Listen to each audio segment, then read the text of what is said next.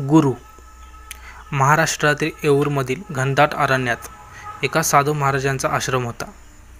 साधूंजींसह त्यांचे 10-12 परमशिष्य तिथे राहत असत. महाराजांचा नावलौकिक व अनुभूती यामुळे तिथं भक्तांची नियमित वर्दळ असे. उत्सवाला तर जत्रा फुलायची. परिणामी आश्रमाची आर्थिक स्थिती उत्तम होती. चंदन हा महाराजांचा आवडता शिष्य. एक दिवस चंदन अगदी आनंदात साधूजींच्या चरणाजवळ बसला व म्हणाला, महाराज, गावावरून निरोप आलाय की बहिणीला एक चांगलं स्थळ आले व पुढील महिन्यात लग्नाची तारीख निघाली आहे.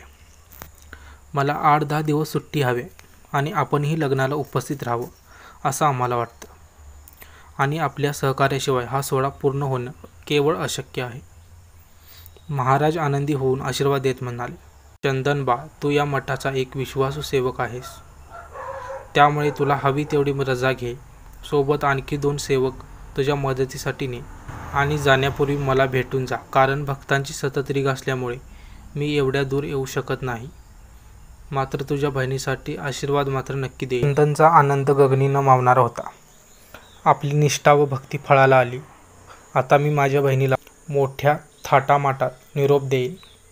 चंदन आता बहिणीच्या लग्नाचे स्वप्न पाहू लागला. त्याला गावी जायचे वेध लागले. आपल्या गुरूंकडून भरघोस मदत मिळेल या आशेवर चंदन दिवस काढत होता.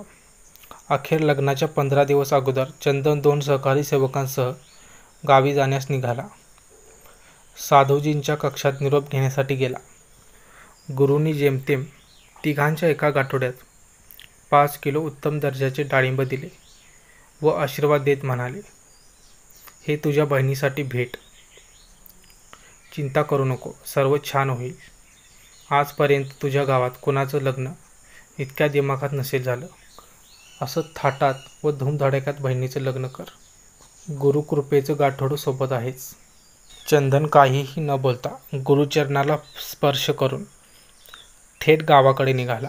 चंदनजवळ कधीतरी भक्तगणांकडून बक्षीस म्हणून मिळालेल्या दक्षिणेतून जमवलेली 2 चांदीची नाणी आणि 3 मोती होते. गुरुजी मोठी मदत करतील ही अपेक्षा फोल ठरली होती. डोक्यात विचारांचं थैमान सुरू झालं. आईवडिलांना काय उत्तर देऊ? बहिणीला कसं तोंड दाखवू? प्रचंड घालमेल. कितीही आध्यात्मिक वृत्ती असली तरी ती पैशात रूपांतरित होणार नाही आणि कितीही आशीर्वाद असले तरी पत्रावर वाढायला जेवणच लागणार. धनाच्या विवंचनेत असलेल्या चंदनने 3 दिवसाच्या प्रवासाअंती जव्हार गाठलं.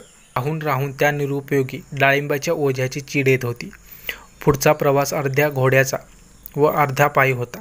त्यामुळे एकदा मनात विचार आला, हे ओझं इथेच फेकून द्यावं. परंतु सहकारी सेवक काय म्हणतील या भीतीने ते तसंच घरी नेणं क्रमप्राप्त होतं. थकल्या शरीरानं व उदास मनानं चंदन कसाबसा घरी पोचला. ग्रामीण परिसरात त्याचं छोटंसं घर, मूळची गरिबी, त्यातच यावर्षी प्रचंड दुष्काळ. यामुळे कोणत्याही प्रकारचं पीक नाही, भाजीपाला नाही, अन्नधान्य नाही आणि अशातच लग्नाचं नियोजन. थोडी विश्रांती झाल्यावर वडिलांनी चंदनकडे धनाविषयी चौकशी केली. काहीतरी करू असं सांगून वेळ मारून नेली. ती रात्र चंदनसाठी भयंकर होती. गुरुजींनी धन न देता फक्त सल्ला दिला, तोही धामधुमीत लग्न करण्याचा. इथं तर साधा मंडप घालायची पंचायत. राहून राहून ते डाळिंबाचं गाठोडं त्याला सतावत होतं. अखेर त्याने विचार केला की हे गाठोडं सकाळीच गावाबाहेर लांब कुठेतरी नदीपात्रात फेकून द्यायचं. सकाळचा चहापाणी उरकून चंदन आपल्या सहकाऱ्यांची नजर चुकवून गाठोड्यासह घराबाहेर पडला. गावाबाहेर वेशीजवळ चौकात गर्दी पाहून तो जरा थांबला. तिथल्या जवळच्या एका प्रांताच्या राजाचा सेवक दवंडी देत होता की दुष्काळाच्या परिस्थितीतही जो कोणी आमच्या महाराजांना पिकलेली डाळिंब आणून देईल त्याला ते मागेल ते देतील. मागेल ते बक्षीस महाराजांकडून मिळेल. चंदनला हायसं वाटलं.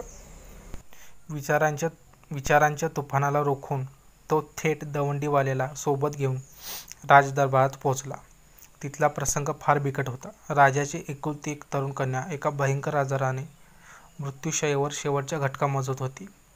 राजवैद्यांनी मोठ्या परिश्रमाने वेगवेगळ्या वनस्पतींच्या साहाय्याने एक औषध तयार केलं होतं, पण ते डाळिंबाच्या रसातून दिलं तरच राजकन्या वाचणार होती. चंदनने डाळिंब आणलेली पाहून राजाचे डोळे भरून आले. त्याने चंदनला आपल्या सिंहासनावर बसविले. वैद्यांनी उपचार सुरू केला. तासाभरात राजकन्या हालचाल करू लागली.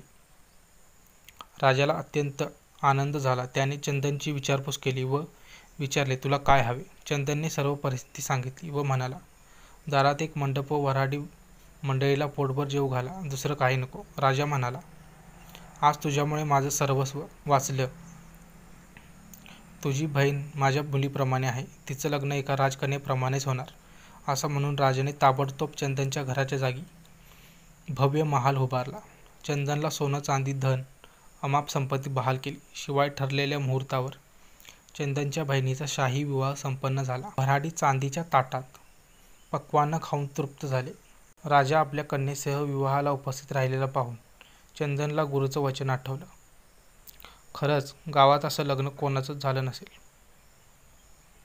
तात्पर्य, गुरुवर विश्वास ठेवा. गुरुवचन त्रिकाल सत्य. गुरुविना नाही दुजा आधार. तर मित्रांनो, आजचा व्हिडिओ तुम्हाला कसा वाटला ते कमेंट करून नक्की सांगा. आणि अशाच प्रकारचे नवनवीन माहितीपूर्ण व्हिडिओज बघण्यासाठी आपल्या या चॅनेलला नक्की सबस्क्राईब करा. धन्यवाद.